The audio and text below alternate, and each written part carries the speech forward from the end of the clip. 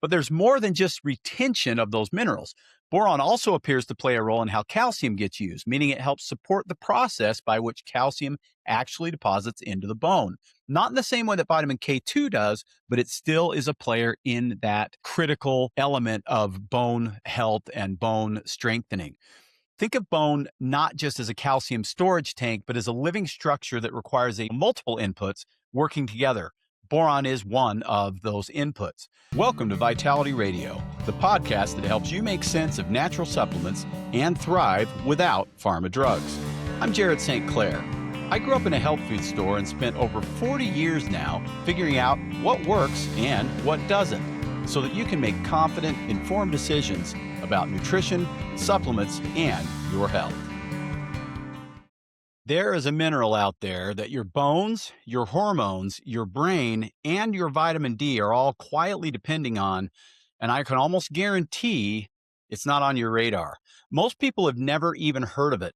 The ones who have maybe vaguely remember it from chemistry class, but here's what's interesting. Researchers have been studying this stuff since the late 80s, and I remember when it first popped up on supplement shelves. What they found in the research is genuinely impressive.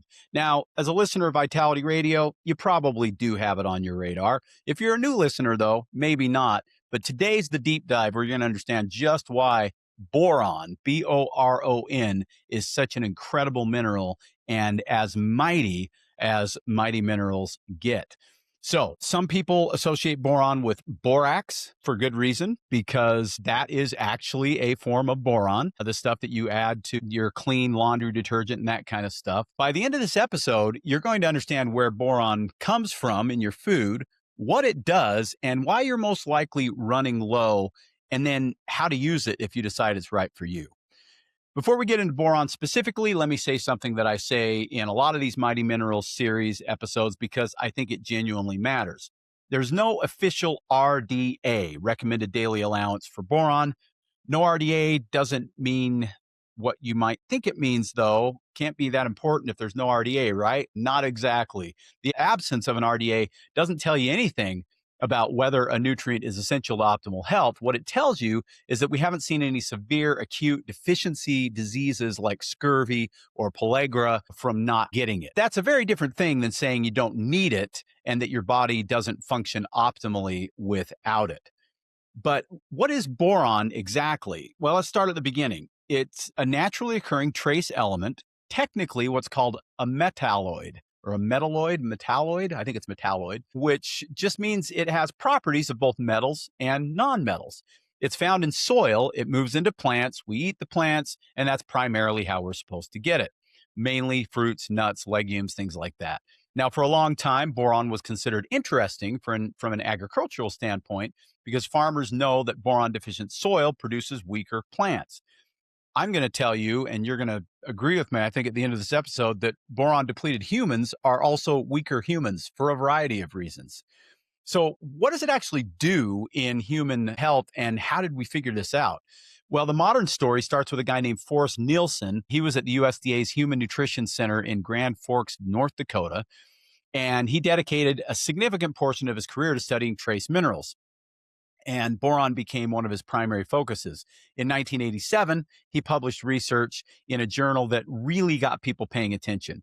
It was a study on postmenopausal women, and it showed that supplementing with just 3 milligrams of boron per day dramatically reduced how much calcium and magnesium they were losing through their urine. We're talking a 40% reduction in urinary calcium excretion in just 8 days. Now, that's not a small effect. That's a significant finding for anyone thinking about human health and bone health specifically. And that was just the beginning, because that same research also showed meaningful changes in hormone levels, specifically elevations in estrogen and testosterone in women who were postmenopausal, which is typically a time of declining hormones. Boron supplementation appeared to support the body's own hormone production naturally. That study opened up the door for a lot more follow-up work, and I'm going to share a lot more of what we've learned about boron since. Now, let me walk you through the main areas where boron shows up as an important player in human health. Bone health and calcium metabolism, by far the biggest body of evidence for boron is in these areas. And it works through a few different mechanisms. First, as I mentioned, boron helps your body hold on to calcium and magnesium. It reduces how much you excrete through your urine. So even if your calcium intake is decent, if your boron is low, you're potentially losing more of that calcium than you should be. And if you're a magnesium lover like I am, and like I would anticipate most people listening to this podcast are, we want to hold on to magnesium too. Remember, the magnesium burn rate is based on the level of stress in our body and how quickly we cycle through magnesium. If we have boron and it can keep it in the body at a much higher level, 40% higher, then that's not nothing. That's actually a big, big deal. But there's more than just retention of those minerals. Boron also appears to play a role in how calcium gets used, meaning it helps support the process by which calcium actually deposits into the bone. Not in the same way that vitamin K2 does, but it still is a player in that critical element of bone health and bone strengthening. Think of bone not just as a calcium storage tank, but as a living structure that requires multiple inputs working together. Boron is one of those inputs. What about vitamin D? Well, this one is really, really interesting. And it's one of the reasons why boron is in the vitamin D3 K2 formulas from Vitality Nutrition. You know that vitamin D is a major deficiency in Americans, and I would guess that a high percentage of people listening to this show are supplementing vitamin D, getting out in the sunshine to get more vitamin D, all that kind of stuff. Your body converts vitamin D into its active form called 25 hydroxy vitamin D, and boron seems to slow the breakdown of that active form, essentially making your vitamin D last longer and work more efficiently, similarly to what it does with calcium and magnesium, but a little bit different mechanism. Forrest Nielsen's research from the 90s demonstrated that boron deficient animals had significantly lower levels of active vitamin D compared to animals with adequate boron. And there's a human data suggesting similar dynamics. In 2004, a reviewed published journal entry in the Environmental Health Perspectives looked at boron's biological role and specifically noted its interaction with vitamin D metabolism as one of its key functions. So, if you're supplementing vitamin D, which most of us should be, and you're not paying attention to boron, you may be leaving efficiency on the table. This is, again, why boron is in the Vital D3K2 formula. It's why boron is in the Ultimate Vitality Multi. It is a critical element that is often overlooked, and we need to stop overlooking it. What about magnesium metabolism? Well, the same story applies to magnesium. Boron influences how well your body uses and retains magnesium, which is already a mineral most Americans are chronically short on. So it's not just the preventing some of the excretion of the magnesium, but actually optimizing how magnesium is utilized. And what about hormones, testosterone and estrogen specifically? This is an area where the research is genuinely exciting, and I want to be careful to talk about it accurately. I'm not going to promise you that boron is going to be dramatically transformative for your hormone levels, but it is still a very, very powerful tool in the tool case if you're concerned about optimizing your sex hormones. I mentioned Nielsen's work in 1987 showing that it raised estradiol and testosterone levels in postmenopausal women. That finding has been followed up and extended. A study published in the journal Hormones in 2011 looked at healthy men who were given 10 milligrams of boron daily for 1 week, just 1 week. What they found at the end of that week was notable. Free testosterone increased by about 28%, and sex hormone binding globulin, SHBG, that's the one that holds on to testosterone, prevents it from being used by the body, it decreased significantly. So when SHBG goes down and free testosterone goes up, that's a meaningful hormonal shift. Estradiol on these men also increased, which from a male hormone balance perspective is generally considered favorable. Now, 1 week is a short time frame, and it is just one study. So I want to be clear, this is not a claim that boron is some kind of testosterone booster in the way that the term gets thrown around in the fitness world. But the mechanistic picture that researchers have built suggests boron plays a role in regulating how the body produces and metabolizes hormones. For women 35 and up, that which makes up a big chunk of people listening to this show right now, perimenopause, menopause, hormone changes, the idea of a trace mineral that supports the body's own natural hormonal production in a modest, physiologically appropriate way is genuinely relevant. Same for men who are dealing with the declining testosterone levels that we all know are happening. But boron doesn't just stop there. It also has some really cool research on brain health. In the late 80s and into the early 90s, boron was shown to affect brain electrical activity and cognitive performance. When people in these studies were put on a low boron diet, their performance on cognitive tasks declined. Things like attention, motor speed, short term memory. When boron was reintroduced, performance came right back up. Boron appears to influence the production and activity of neurotransmitters. It's been associated with healthy levels of certain brain related compounds. This is an area where more research is certainly welcome, but, and it's not a huge body of research, but what exists is consistent and suggests boron has a real role in how the brain functions, not just how the body structures calcium. And there is even more. Now, I remember back in the 80s when people were coming in asking for boron because there were studies back then, 80s and early 90s, saying that it even helped with arthritis.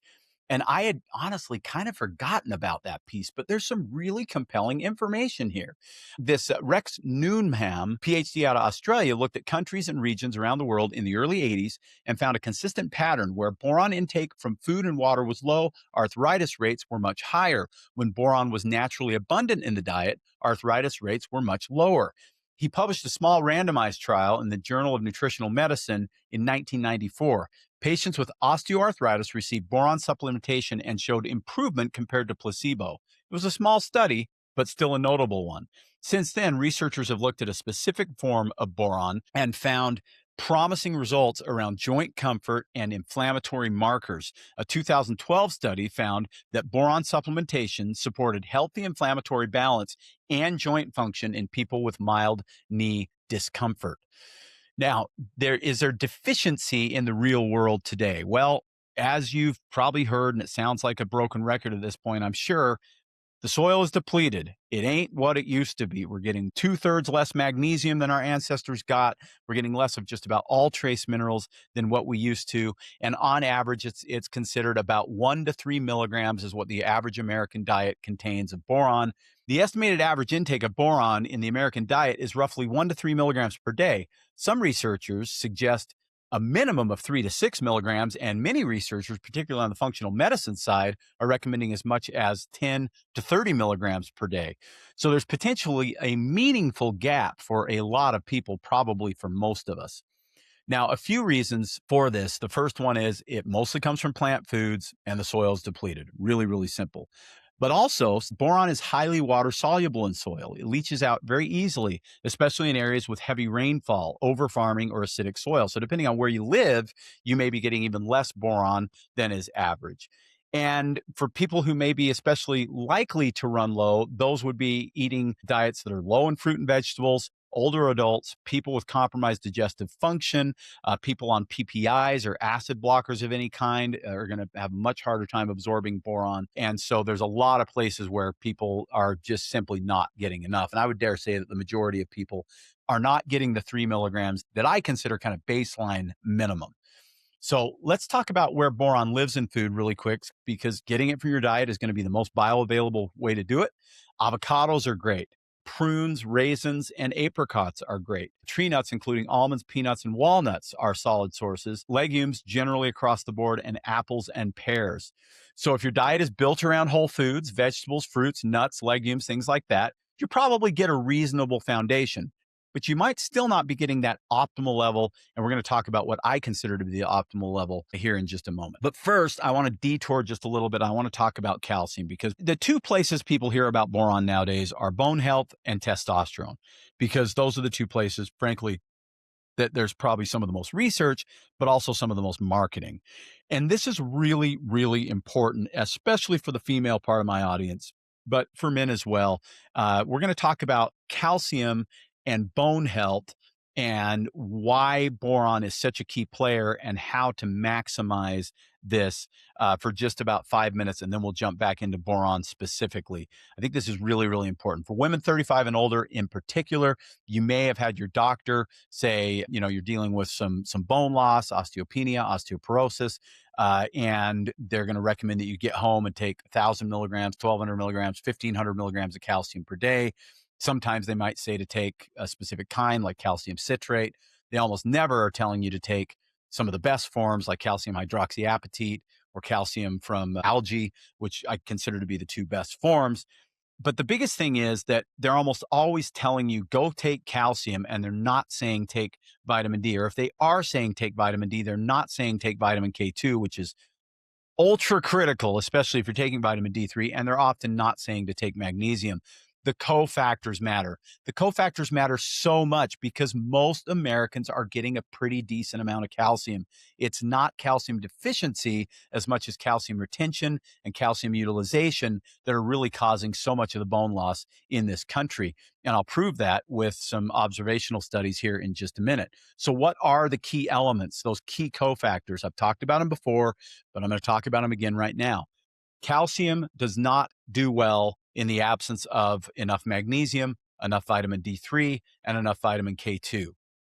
It's as simple as that. Those are the critical elements that are absolutely necessary for calcium utilization. But I think the next element, the fourth, and probably almost as important in some ways, is boron. It's a big, big deal. And then if I had to pick a fifth, it would be silica. These are the key cofactors that make sense for bone health based on all the research that I've done and the evidence that we've seen in not just animal, but also human trials. And I'm going to get into that in just a minute. Remember, I've talked about this before. You can take all the calcium you want. You can consume all the calcium you want, whether it's from supplements or from diet. And if it's just floating around in your bloodstream without direction, it ends up in places that it absolutely should not be. It can calcify your arteries, which contributes to cardiovascular issues. It forms kidney stones. It can form bone spurs. It can accumulate in your joints and contribute to arthritis. It can calcify soft tissue like the pineal gland or the parathyroid. It can also even calcify and leave calcium deposits in breast tissue, which is why some women end up with suspicious findings on mammograms that turn out to be calcium deposits. It calcifies endocrine glands and reduces their function. This is the calcium paradox. You're trying to build stronger bones, but in many cases, your bones aren't getting stronger and your soft tissues are getting harder and paying the price instead. There's a meta-analysis, and this isn't the only one, but it's probably the most compelling one, done in the British Medical Journal in 2011 that analyzed data from multiple clinical trials and found that calcium supplementation without vitamin D, magnesium, or K2 was associated with increased cardiovascular risk. Not a small increase, but about 25% increase, and bone health didn't improve over a 10-year period of time. Bones didn't get stronger. Heart disease got worse taking calcium without those key cofactors, vitamin D, magnesium, and K2. And that speaks exactly to what functional medicine practitioners and people like myself have been saying for years. Calcium in isolation is incomplete at best and potentially harmful at worst. Now, let me add one more layer to this that really matters. Most of the calcium that gets added to processed foods and cheap supplements is called calcium carbonate. It's the most common form by a wide margin because it's inexpensive. It takes up very little space in a formulation, but calcium carbonate is murderous to try to absorb, especially in people over 40, which is the vast majority of people who are taking it because stomach acid depletes and we need more stomach acid to break down calcium carbonate to have a hope of absorbing it. It is the most likely calcium to not be absorbed and therefore the most likely calcium to create issues in the body. Now, think about what's in a lot of these fortified plant milks, because if you're avoiding dairy, for whatever reason you are, most people aren't avoiding dairy because they're vegan or vegetarian. Most people are avoiding dairy because they don't do well with dairy or they don't trust the source of the dairy. Maybe it's got, RBST. It's not organic. It's not raw, whatever it is. And then you go into plant milks. And I'm going to do a whole show on plant milk here very soon. I've decided that's an episode that has to be done. Oat milk, rice milk, soy milk, that's kind of fallen out of favor, hemp milk, cashew milk. There's so many different options, oat milk being kind of the darling right now. And most of them are fortified with calcium carbonate, oftentimes as much as 300 or 400 milligrams per cup. And they don't have vitamin K2 in them. And they usually don't have vitamin D. And they usually don't have magnesium. And that is terrible because calcium in a very difficult to absorb form, isolated without the key cofactors, will go into the body in places that you do not want it to go. So if you are doing nut milks, find ones that are not fortified. Please do yourself a favor and find ones that are not fortified. And if you're buying oat milk, no matter what variety, make sure it's organic. Oat milk is one of the highest sources of glyphosate if it is not raised organically, and you do not want glyphosate. So keep that in mind as well. So what should you actually do for calcium? Well, that's actually easy. It's the same answer for every nutrient. We should get it from our food if we possibly can.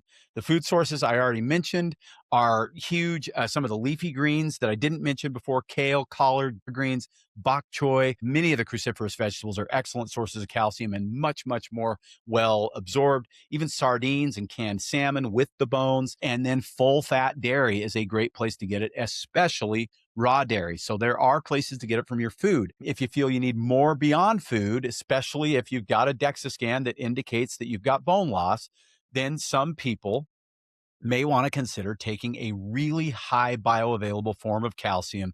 And the best for my money is MCHA, which is microcrystalline hydroxyapatite. Oftentimes on the bottle, it'll just say calcium hydroxyapatite. On the back, it'll say MCHA. And I want to take a minute on this because it's worth understanding why it's different from other calciums. And there's a couple of reasons that it's different, and these are really, really important. MCHA, microcrystalline hydroxyapatite calcium, is the actual structural form of calcium found in human bones. It's not a salt dissolved from limestone like calcium citrate or calcium carbonate. It's not a synthetic compound, but the real crystalline matrix that your bones are made of, derived from clean, range-fed bovine bone. Because it's not a dissolved salt, it doesn't dump calcium into your bloodstream the way carbonate does. There's no blood calcium spike. There's no calcium looking for somewhere to go and not being able to find out where it's supposed to be. Instead, it delivers calcium along with phosphorus in the exact 2-to-1 ratio that is in your bones, plus collagen proteins, including the specific amino acids involved in bone matrix synthesis. It delivers all of that in a form that the body already recognizes and knows exactly how to handle. The clinical data on MCHA is legitimately impressive, and it's independent of any brands actually selling the product. A meta-analysis of 6 randomized controlled trials published in the Journal of the North American Menopause Society found that MCHA, microcrystalline hydroxyapatite calcium, produced an average increase in bone mineral density of just over 1%. So that's great. In a large 3-year study of 851 perimenopausal women, the MCHA group maintained completely stable bone density, while the calcium carbonate group lost 3.1%. And here's the part that I love. MCHA group was only taking about 700 milligrams per day versus a full 1,000 milligrams in the carbonate group. So 30% less calcium with a much, much better outcome, because we have to keep in mind the average woman in menopause or beyond is losing about 0.5 to 1% bone density per year. 0.5 to 1%. So the fact that this study was done on perimenopausal women, the same group of women that are losing 0.5 to 1% per year, and it showed that microcrystalline hydroxyapatite stopped that bone loss. That is massive. That is not a small change. That is dramatic, especially considering the other part of the group was taking calcium and losing 1% per year, basically 3.1% over a 3-year period. So they were not slowing down calcium bone loss. They may have been actually increasing bone loss in some cases. We don't know exactly, but compared to other studies, that's what it appears. So microcrystalline hydroxyapatite solo, this is important too, not with vitamin D3, not with vitamin K2, not with magnesium, not with boron, not with silica, just this calcium alone. Stop the bone loss. And you have to assume, I think safely, that adding all the cofactors in would yield even a better result. And I've certainly seen that with my customers here at Vitality Nutrition. And that brings me back to this dosing thing. Your doctor will tell you 1,000 to 1,200 milligrams. That is the oldest recommendation in the books. They've been recommending that for 25, 30, 35, 40 years. I don't even know. I don't remember when that recommendation started coming in, but we've had people for probably at least 40 years coming into Vitality Nutrition saying, my doctor said, take 1,000 milligrams of calcium. And then I have to say, okay, I'm not your doctor, but can I explain to you that there's some research about the different qualities of calcium out there and help people understand that not all calcium is created equal. My opinion, not your doctor's opinion, my opinion for you, based on the research that I've done, based on the results that I've seen in real people who've talked to me and showed me their DEXA scan results and things like that, is that I don't think people need 1,000 milligrams of calcium. I think most of us are getting plenty of calcium in our diet.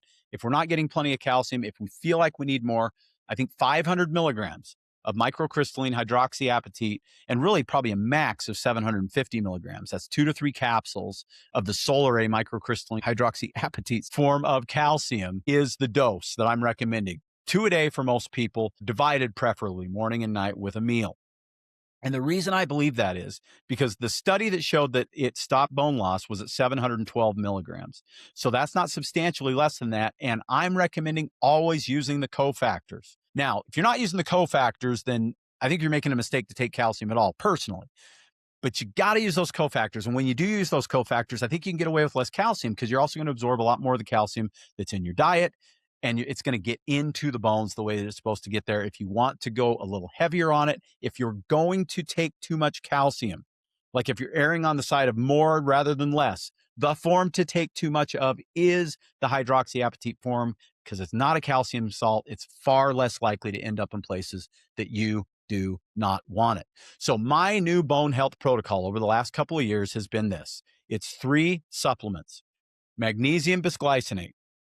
Obviously, I prefer my Vital 5 magnesium bisglycinate, but magnesium bisglycinate is phenomenal.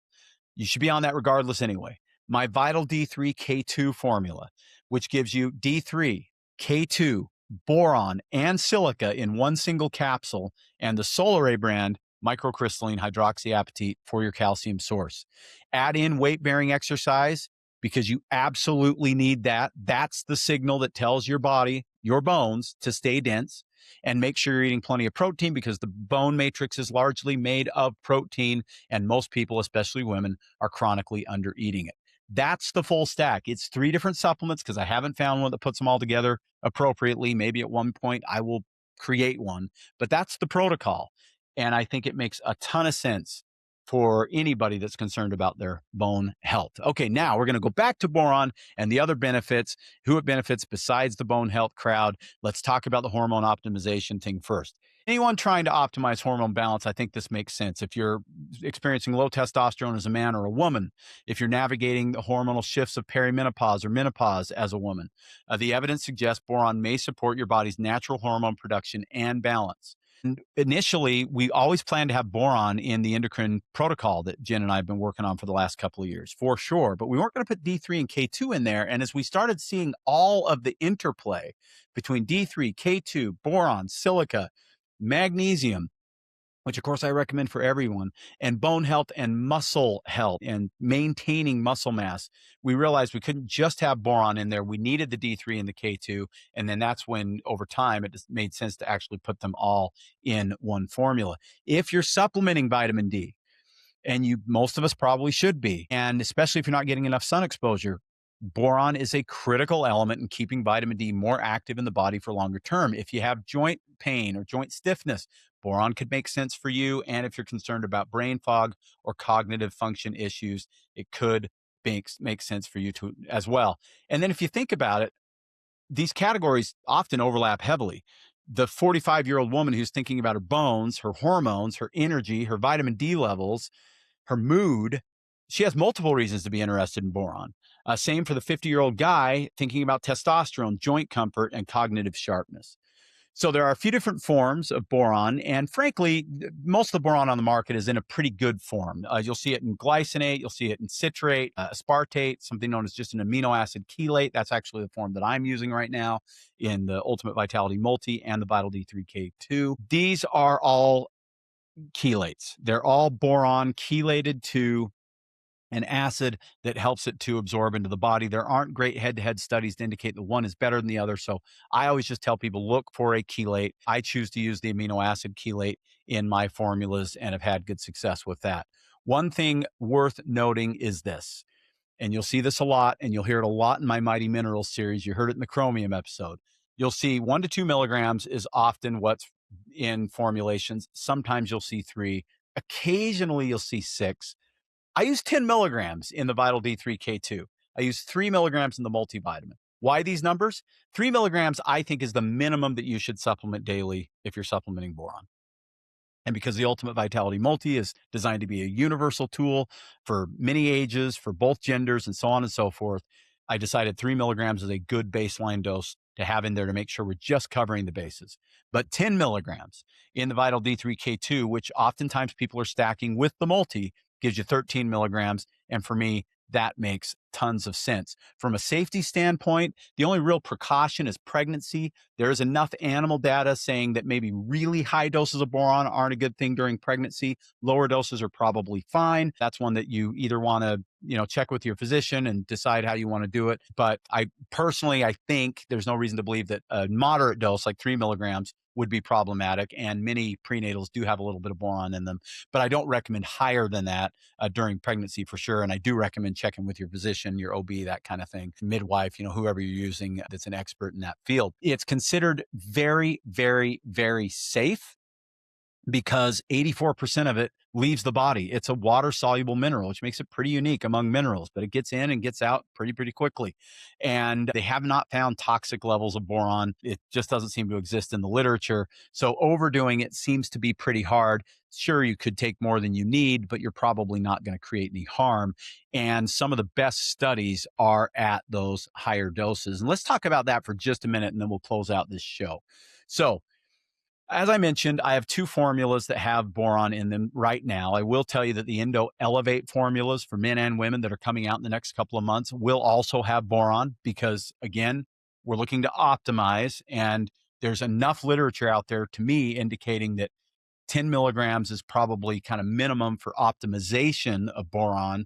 And it probably falls in even a little higher than that for a lot of people, maybe 20 or 30 milligrams per day. And there's mounting evidence that more can potentially be more effective for people. So when I formulated the D3K2 formula, those take up very little space in a cap. I didn't want to just put a bunch of fillers in there like a lot of companies do. I wanted to put active ingredients in there. And as I was digging around, it just made sense. This is a place where I can get boron in, that people don't have to take another pill, that they can get it all in one dose. And that's why boron and silica ended up in my formula instead of just a filler. And I landed on that 10 milligram dose again, because we have really good studies at 10 milligrams. Excellent studies at 10 milligrams. One of my favorite studies at 10 milligrams showed a reduced inflammatory signal, a significantly reduced inflammatory signal of 45% on C-reactive protein in a short-term study in 2011, and a 28% increase in free testosterone at 10 milligrams. The World Health Organization, of all people, of all groups, says that 30 milligrams seems to be a very safe dose. Well, they actually say 28 milligrams. So again, overdoing it, probably not a big deal. There are two D3K2 formulas. There's the original and there's the high potency. The high potency has 5,000 units of D3. The original has 2,500 units. A lot of people will stack the D3K2 2,500, the original potency, with the Ultimate Vitality Multi. That gives you 360 K2, which is my sweet spot for K27 myself, and 5,000 units of D3, and it gives you 13 milligrams of boron. I love that for almost everybody. I think that's a great universal dose. If you're not taking my multi, you're taking something else instead, trying to piece it together from your diet and that kind of thing, then the full potency one, 5,000 units of the D3 with 360 K2, still 10 milligrams of boron and 150 milligrams of silica, probably makes this a lot of sense for you. I have zero concerns at those numbers. And if you are wanting to push a little bit higher than that, because of some of what I've said or some other research you've seen, we even have a 30 milligram dose from Hakala known as the Boro Tab. And that product is great for people that want a one pill, high dose boron. That can work really well for you as well. So let's bring it all home here. Boron, no recommended daily allowance, no fanfare, no marketing machine behind it, but my gosh, it's an amazing supplement. It's one of the least expensive supplements out there. It's not expensive to take.